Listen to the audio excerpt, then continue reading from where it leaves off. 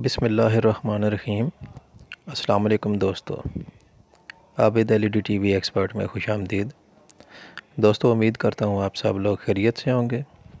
दोस्तों, अगर आपने मेरे चैनल को सब्सक्राइब नहीं किया हुआ तो बराए मेहरबानी सब्सक्राइब कर लें और साथ में लगे बेल आइकन को ऑल पे क्लिक कर दें ताकि मेरी हर आने वाली नई वीडियो का नोटिफिकेशन आपको मिल सके। आज हम सोनी टीवी G14Q1 या G1435 या जो 21 इंच का 2135 है उसकी फैक्ट्री सेटिंग करते हैं। तो मैंने सबसे पहले एक वीडियो बनाई थी, जो शुरू में मेरी पहली वीडियो थी, उसमें कोई पिक्चर क्वालिटी में फ़र्क आ गया था, तो ये दोबारा वीडियो मैंने इसलिए बनाई है। तो दोस्तों, इसमें आप देखें कि जो ये सेटिंग सारी आ रही है, इसको आप जो भी सेटिंग आपने करनी है इसको 1 बाय 1 आप पॉज करके रोक के इसका डिस्प्ले आप चेक करें।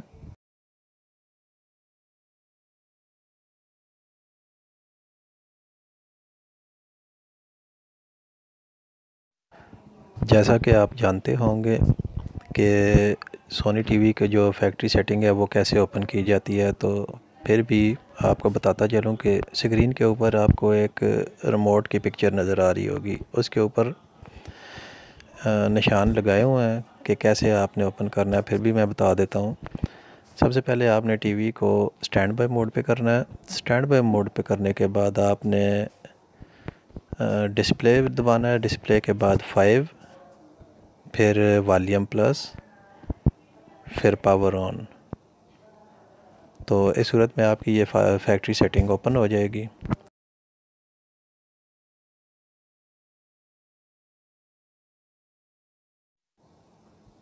दोस्तों, अक्सर कई दफ़ा ऐसा मसला होता है कि अगर सोनी टीवी की मेमोरी आईसी चेंज कर दें तो उस वजह से आपका जो फैक्ट्री सेटिंग होती है वो सारी आउट हो जाती है।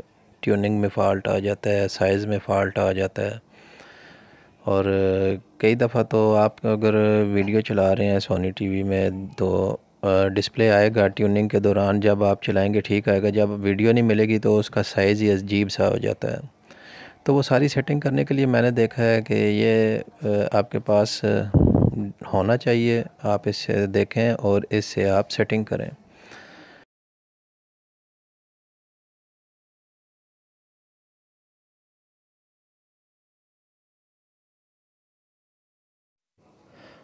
और जो ये शुरू में इसके स्टेप हैं 1 से लेकर 8 तक, वो हॉरिजॉन्टल और वर्टिकल के साइज़ एडजस्टमेंट के लिए होते हैं।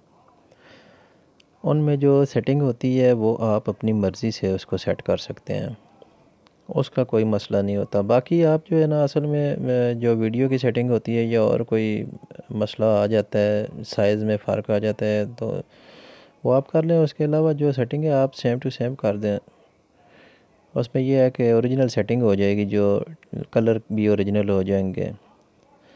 मैंने इसकी सेटिंग, मैं जो भी सेटिंग करता हूँ इस हिसाब से ही करता हूँ, तो आप भी इससे फ़ायदा उठाएं।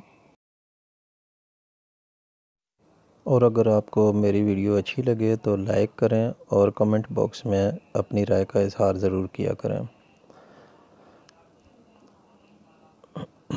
और अपने दोस्तों के साथ शेयर करें ताकि वो भी इससे फ़ायदा उठाएं। तो ठीक है दोस्तों, इंशाल्लाह दोबारा हाज़िर होंगे एक नई वीडियो लेके। दुआ में याद रखें। अस्सलाम वालेकुम।